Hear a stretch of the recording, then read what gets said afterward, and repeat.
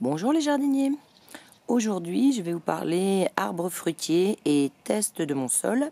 Mais je démarre avec ces photos d'Hellebore ou rose de Noël puisque on est en plein dans la période.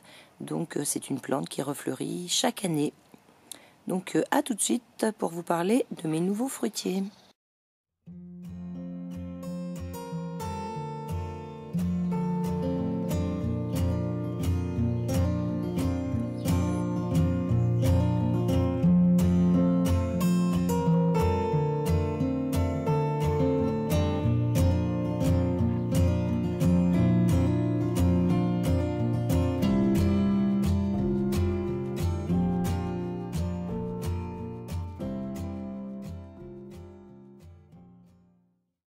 Donc c'est derrière la maison que ça se passe pour le premier fruitier.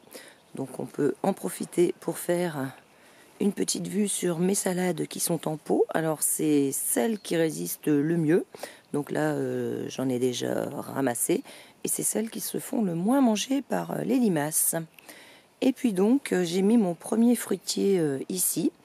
Donc à la limite du tas de bois quand on fera re-rentrer le bois. Donc normalement ça devrait passer. Donc c'est un pommier colonnaire. Donc voilà, il était planté vraiment proche de la maison, 80 cm à peu près. Donc je ne sais pas ce que ça donnera, mais pommier colonnaire, c'est fait exprès pour que voilà, ça monte en hauteur et que ça prenne pas trop de place en largeur, étant donné mon petit jardin. Donc voilà pour le premier arbre. Maintenant, voici le deuxième arbre. Alors c'est un nectarinier que j'ai décidé de mettre dans un très gros pot que j'ai acheté sur le Bon Coin. Donc voilà, un pot qui fait 80 cm de diamètre en haut, donc ça fait quand même un bel espace.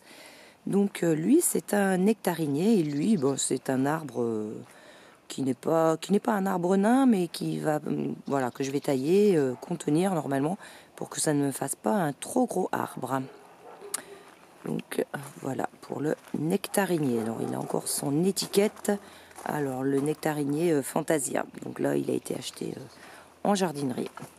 Et puis donc le troisième arbre fruitier nouveau. Donc ça se passe ici sur le devant de la maison. Donc je vais vous montrer tout ça tout de suite. Et puis en même temps je vais vous montrer comment je creuse mon trou. Alors je vais vous montrer où j'ai planté mes fruitiers et puis je vais en profiter pour vous montrer l'état de mon sol. Donc là j'ai acheté un cerisier colonnaire, donc voilà, et il va être planté à cet endroit là. Donc j'ai déjà commencé à faire un petit trou, je n'ai pas terminé, mais je voulais vous montrer l'état de mon sol. Donc voilà la terre que j'ai retirée, voilà le trou que j'ai fait, donc là j'en suis à quoi 30 cm à peu près, et voilà déjà le tas de cailloux que j'ai sorti.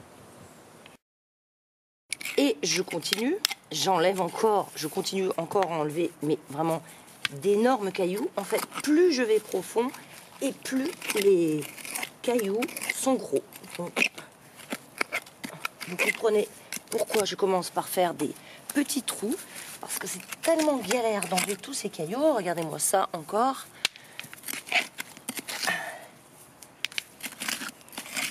Et je vais profiter aussi de ce creux, enfin du fait que je suis en train de creuser pour faire le test de ma terre. Donc c'est le test du bocal. Je vais vous montrer tout de suite après comment est-ce que je procède pour connaître la nature de mon sol. Donc je l'avais déjà fait à un autre endroit et là, bon, bah, comme je creuse un peu plus profond, c'est l'occasion de refaire un nouveau test. Et regardez-moi ce qui sort encore. Ça n'arrête pas. Alors je vais vous parler du test du bocal maintenant. Donc j'ai pris de la terre à bien 10 cm de profondeur. J'ai essayé quand même d'enlever le plus gros des cailloux, mais il en reste forcément. J'ai rempli mon pot à moitié et là je vais aller y mettre de l'eau. Je vais remplir mon bocal d'eau. Donc le bocal, c'est mieux qu'il soit le plus haut et le plus droit possible. Donc je remplis mon bocal. je ferme le couvercle et je vais agiter. Donc, bon, avec une main, ça va être moins évident, mais je vais agiter bien correctement tout ça et je vais laisser reposer tout simplement. Et on verra après, donc là ça fait quelque chose de très marron. Et puis on verra quand ça aura reposé, comment les couches se seront déposées. Et après on analysera tout ça ensemble. Donc me voici dans ma cuisine, plus de 24 heures après ce test. Donc tout a eu le temps de se redéposer. Et vous pouvez donc voir les différentes couches. Donc ici, là, au niveau de mon doigt, vous avez tout ça, c'est la couche de sable. Après, on a un petit morceau là où c'est la couche de limon. On a cette toute petite bande très claire là qui fait 1 à 2 mm.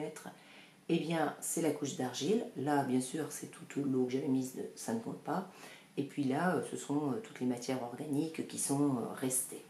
Donc on voit bien dans ce cas que chez moi, donc c'est vraiment un sol sableux et limoneux puisque c'est la grosse majorité du bocal, et on voit bien que la couche d'argile est très très fine, ce qui explique que mon sol ne retient absolument pas l'eau et que voilà, l'été j'ai besoin d'arroser régulièrement et ça ne sert pas à grand chose que j'arrose un gros coup. Donc je suis plutôt obligée d'arroser régulièrement, plutôt de nombreuses fois régulièrement, parce que si j'avais un petit peu plus d'argile, ça sauverait peut-être la situation, mais là c'est vraiment trop juste pour que ça tienne, ça retienne l'eau. Donc voilà pour mon test. Donc je sais que d'autres personnes auront un test complètement différent où on verra une grosse partie d'argile. Alors moi on voit vraiment qu'elle est très très fine, c'est vraiment la mini bande là de 1 ou 2 mm qui est en clair. Je vous fais une autre vue où il y aura peut-être moins de reflets et puis je vous donne les résultats. Donc il s'agit simplement de faire un pourcentage.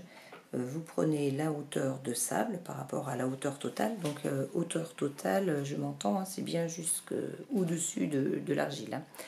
Et vous faites un pourcentage. Et puis après vous faites la même chose pour le limon et la même chose pour l'argile. Donc moi si je fais le calcul, je me retrouve avec 78% de sable, 18% de limon et 3,6% environ d'argile. Donc on s'aperçoit que mon sol est sablo-limoneux. Voilà. Donc ça veut dire qu'il est très très drainant et que, comme je l'avais déjà remarqué, évidemment, il a besoin d'être arrosé régulièrement l'été. Parce que finalement, comme il draine bien, un arrosoir va vite atteindre les racines. Par contre, l'eau ne va pas rester, donc il faudra renouveler l'opération assez souvent. Donc voilà sur le test du bocal. Mais si vous voulez en savoir plus, vous allez sur internet et vous verrez plein de détails avec des tableaux encore plus complets. Puisque je vous ai parlé fruitier, je vais terminer sur les framboises qui sont encore bonnes. On en mange encore.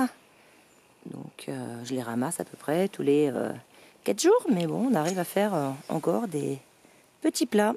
Eh bien écoutez, sur ces images de framboises, je vous dis au revoir les jardiniers, à bientôt.